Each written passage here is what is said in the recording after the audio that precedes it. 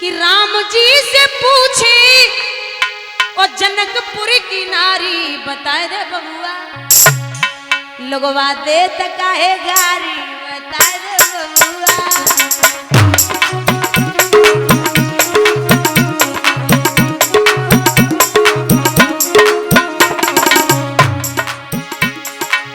राम जी से पूछी जनकपुर की नारी बताए दे बबुआ लगवा दे काहे गारी बताए दे बबुआ।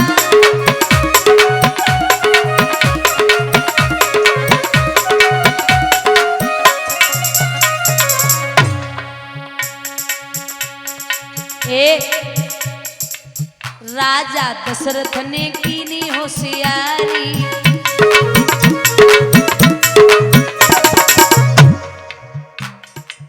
राजा दशरथ ने कीनी होशियारी एक टाइम पे तीन तीन नारी।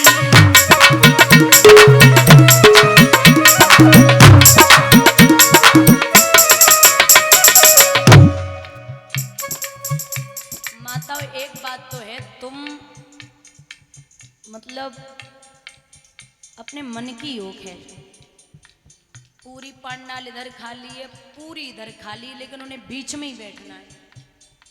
मतलब सच में रास्ता बिल्कुल भी नहीं छोड़नी उनको। बताओ पूरी पंडाल खाली पड़ी है लेकिन जगह उनको यहीं चाहिए। मैं निवेदन करूंगी हाथ जोड़ के रास्ता छोड़ दो। पूरी पंडाल इतनी तो भीड़ भी नहीं है भाई पूरी जगह पड़ी है आप कहीं भी बैठ जाओ खूब बड़ी बड़ी एकदम हो के बैठो इधर भी एक मुंह इधर भी ऐसे पाए पसार के बैठो हमारी ओरी।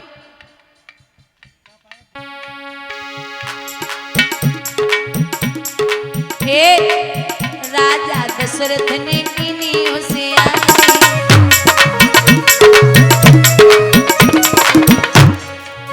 एक टाइम पे तीन तीन नारी।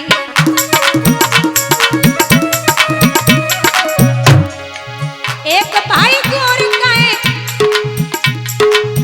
एक भाई गोर काए एक काए काली बताए दे बबुआ बबुआ दे काहे गारी बताए दे बबुआ।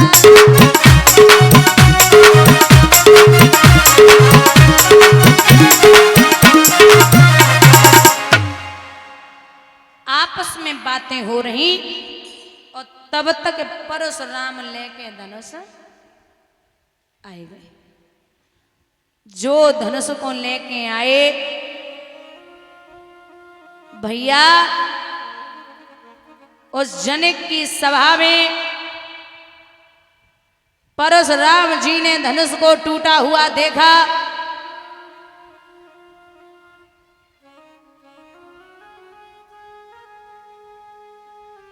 एक काम करो आप लोग या तो सभी इधर आ जाओ पूरी खाली पड़ी है पूरा कब्जा पूरी पंडाल पे करे हो चार इते बैठी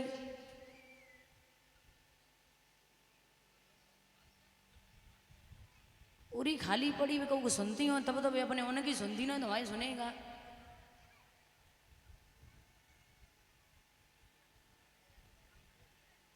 किनको रोए रोजा समेटो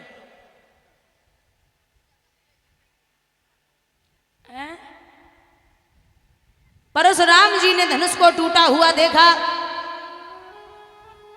तो जवाब दिया क्यों रे जड़ जनिक बता किसने। ये सच में ही किनको है उठा लो भैया कठिन दो।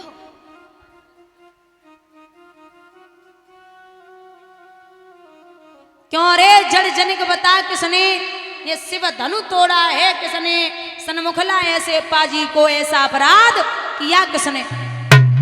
जो इसमें देर करेगा तू तो कर में करट बदल दूंगा ये दुष्ट राज्य जहां तक तेरा वहां तक की धरन पलट दूंगा। बता ये धनुष किसने तोड़ा है तो और तो कोई ना बोलो राम खड़े हैं भाई। और राम जब खड़े भये हाथ उठाए के बोले नाथ संबुधन भंजनारा ओहे कौवे कदास तुम्हारा।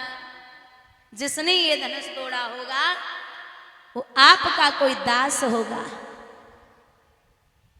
परशुराम कहने लगे, ओ रे राम, हे राम बना है अंगुआ तू इस क्षत्रियपन की बानी में, इससे तो मालूम होता है तिनका है चोर की दाढ़ी में। बताइए धनुष किसने तोड़ा है? राजा महाराजागढ़ जो बैठे रहे वे इतनी तेज मुस्कुराए, बोले अब तुम सोचो, हमने तुम्हें क्या लग रही है जरा जरा से तोड़ दी, हम ना तोड़ पाते, हमने तो तोड़ो ना है जाने बूझ के। बोले क्यों? हमें तो पहले ही पता आती परशुराम आवेंगे लड़ाई होवे, तासे हमने तोड़ो ही ना। तो बोले अब क्या करना है? बोले कुछ नहीं करना, बस देखते जाओ क्या होगा। तो परशुराम जी ने जवाब दिया, सो भी लगाए बिहाय समाजा और न तो मारे जय हैं सब राजा। ये बता दो साफ साफ धनुष किसने तोड़ा है, वरना सबको एक साथ मार दूंगा। अब डराने बोले ये राम बिल्कुल पागल हो गया, सीधे सीधे बोले ना कि मैंने तोड़ा है, ऐसे पहेलियां क्यों बुझा रहा है?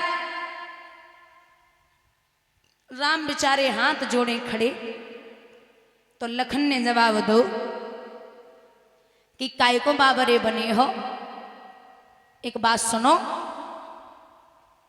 भैया, तुम समझते नहीं हो, जब परशुराम तुम्हारे बराबर के ना हमारे बराबर के हैं। तुम सीधी बात करोगे ये उल्टा जवाब देंगे, अगर वे उल्टी बात करेंगे तो आप सीधा जवाब दोगे।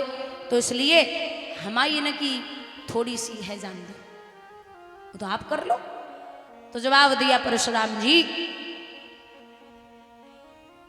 कहने लगे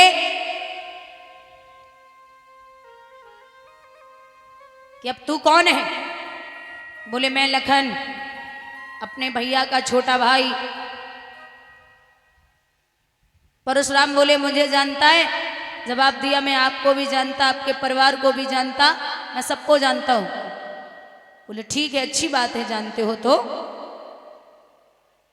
लेकिन यहां ये धनुष किसने तोड़ा है?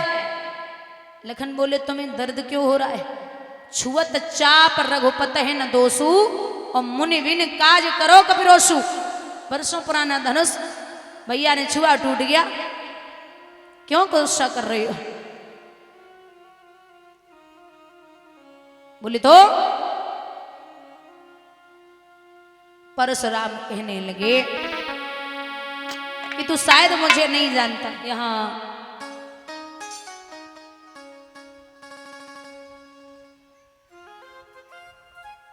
बड़ी खुशी है, चारों तरफ ढोल नगाड़े बज रहे हैं।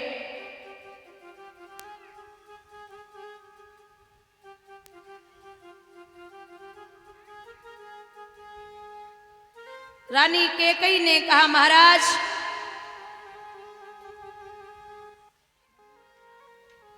बुजुर्गों का है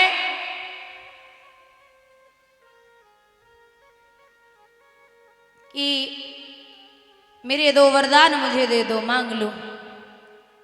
राम की सौगंध खाई तो पहला वरदान सुनिए नाथ, मेरे भरत को ननिहाल से बुला लो, उसका राज तिलक कर दो राम की जगह। ठीक है, जैसे राम को राजगद्दी देनी वैसी भरत को दे देंगे, बात तो एक ही है, दोनों ही बेटा है। बोले दूसरा वरदान जरा ढंग से सुनो। बोलिए, बोले तापस भेष विशेष युदासी 14 वर्ष राम बनवासी। तापस भेष, तपसी के भेष में विशेष। संतो अगर शेष नाग के अवतार लखन बन के लिए न जाते तो मेघनाथ को मारने वाला कोई नहीं था। मेघनाथ को वही मार सकता था जिसने 14 वर्षों तक पत्नी का मुख न देखा और जो सोया न हो। अब शंका होती है कि 13 का मांग लेती, 18 का मांग लेती, 15 का मांग लेती, ये 14 वर्षों का ही वनवास क्यों मांगा? तो कहते हैं कि रावण की मृत्यु के सिर्फ 14 वर्ष ही बाकी बचे थे। आई मौत छोड़े नहीं, रहो चाहे देश विदेश, और बिना मौत मरियो नहीं, चाहे बिचरो देश विदेश। आज भी 50% लोगों को यही शंका होती है कि राम को अगर वनवास हुआ था तो मैया कैकेयी की वजह से हुआ था। लेकिन बहुत ध्यान से सुनना, कैकेयी नाथ राघव की बहुत चहेती मां है। राम से ज्यादा कैकेयी को कोई प्रेम नहीं करता और कैकेयी से ज्यादा राम को कोई प्रेम नहीं करता। बहुत प्रेम है। आप इतना समझिए कि जिस दिन से राम पैदा हुए थे उस दिन से और जब तक विवाह नहीं हुआ था, राम जी मैया कैकेयी के साथ ही सोते थे। राम जी रहे होंगे 2.5 साल के, तो 2.5 साल के राम जी को पता नहीं कौशल्या को क्या लगा, उन्होंने कहा कि कैकेयी जी बहना, आज हमारो बड़ो दिल कर रहा है कि राम हमारे पास में सोवे। ऐसा लगा जैसे किसी मणिधारी सर्प से मणि मांग लियो। बोले आज हमारो मन कर रहा, हमारो राम हमारे साथ में सोवे। बुजुर्गों, कौशल्या मैया राम जी को 8 बजे लेके आई। 9 बज गए, 10 बज गए, 11 बज गए, राम जी करवटें बदल रहे लेकिन सोए ना रहे। लाला भूख लगी? नहीं। पानी चाहिए? नहीं। दूध चाहिए? नहीं। अरे सो जा ना बच्चा, क्या बात है? सो जाऊंगा। 12 बज गए, 1 बज गया, 2 बज गई। राम जी बार-बार करवटें ले रहे लेकिन सोए नहीं रहे। समझ गई कौशल्या के जे सोए व्यवहारो नाय जाय के मैया कौशल्या ने रात्रि के 2 बजे गेट खटखटायो।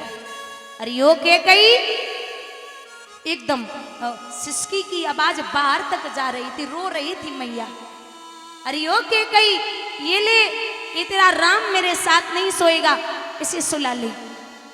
इतनी तेज भागी, राम को गोदी में लियो।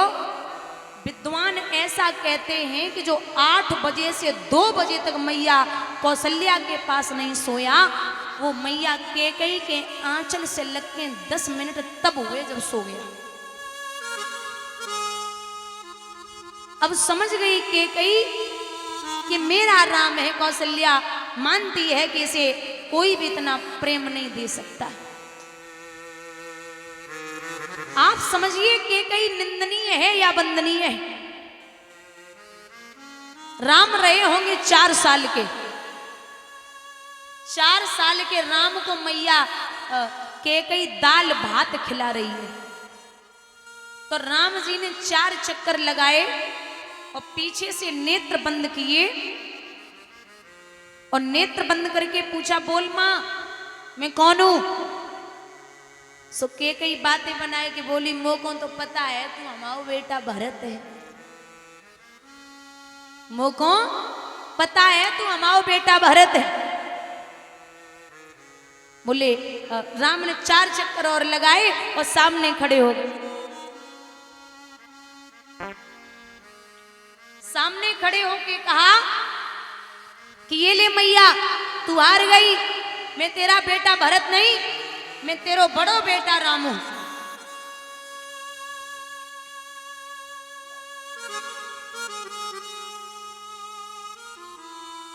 कैकेयी ने कहा तू इस जन्म की बात करता है?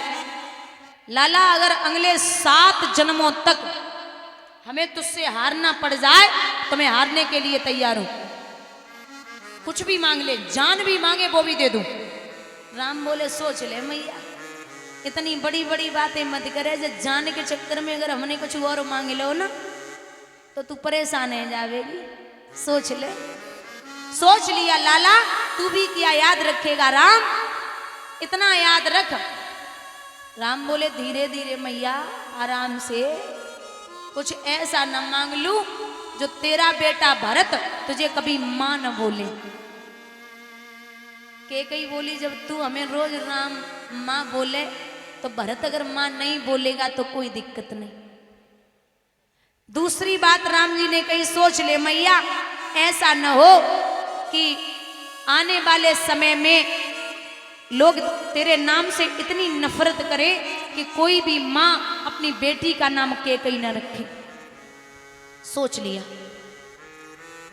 तीसरी बात जो राम ने मैया कैकेयी को कही, मां सोच ले ऐसा न हो कि आने वाले समय में मैं कुछ ऐसा न मांग लूं अभी जो आने वाले समय में तुझे विधवा होना पड़े। अब मैया ने 2 मिनट तो सोचा कि ऐसी कौन सी बात है जो इतनी बड़ी बात कह रहा है कि मुझे विधवा होना पड़ेगा। आंखें बंद करके मैया कैकेयी ने कहा, जा रहा तू भी क्या याद रखेगा, अगर तेरे लिए ये मां 1 जन्म नहीं 7 जन्मों तक विधवा जीवन मुझे जीना पड़े, तेरे लिए मैं जीने के लिए तैयार हूं। बोल। अब आप सोचिए कैकेयी निंदनीय है या वंदनीय है? कैकेयी कभी निंदनीय हो ही नहीं सकती। बोले अब बोल क्या चाहिए? तो राम बोले पहली बात सुन, जब मैं बड़ा हो जाऊं तो विवाह होगा, विवाह होके आएगा तो तेरे 2 वरदान तेरे पति पर उधार होंगे। तो उन दोनों वरदानों में मैया, एक में अपने भरत के लिए राज तिलक और दूसरे में हमारे लिए 14 वर्षों का वनवास मांग लूंगी। पछाड़ खा के मैया कैकेयी जमीन पे गिरी। अरे ओ लाला, तू सब बोले पूत, लेकिन जे ना बोले अगर लाला तू बन के लिए चला गया तो मेरा बेटा भरत मुझसे इतनी नफरत करेगा कि जीवन में कभी मां नहीं बोलेगा। राम बोले पहले ही कहा था कि भरत मां नहीं बोलेगा, तूने हाँ किया है।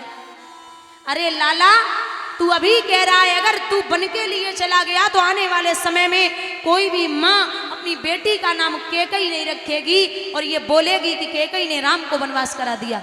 राम बोले पहले ही कहा था कि आने वाले समय में कोई भी मां नाम कैकेयी नहीं रखेगी, तूने हाँ किया है। अरे लाला राम, अगर तू बन के लिए चला गया तो इतना याद रहे कि मैं विधवा हो सकती हूं, तेरे पीछे मेरे पति राजा दशरथ प्राणों को त्याग सकते हैं। राम बोले पहले ही कहा था कि तू विधवा हो सकती है, तूने हाँ किया है। तीनों बातें मंजूर हैं। लाला तूने बहुत बुरी हालत की है, आज वो समय आया। कैकेयी खुद पीठ फेर के परेशान हो लेती, रो लेती, सब कुछ त्याग दिया अपने राम के लिए। राजा दशरथ ने कहा देवी आप मजाक कर रही हो? बोले मजाक नहीं कर रही हूं,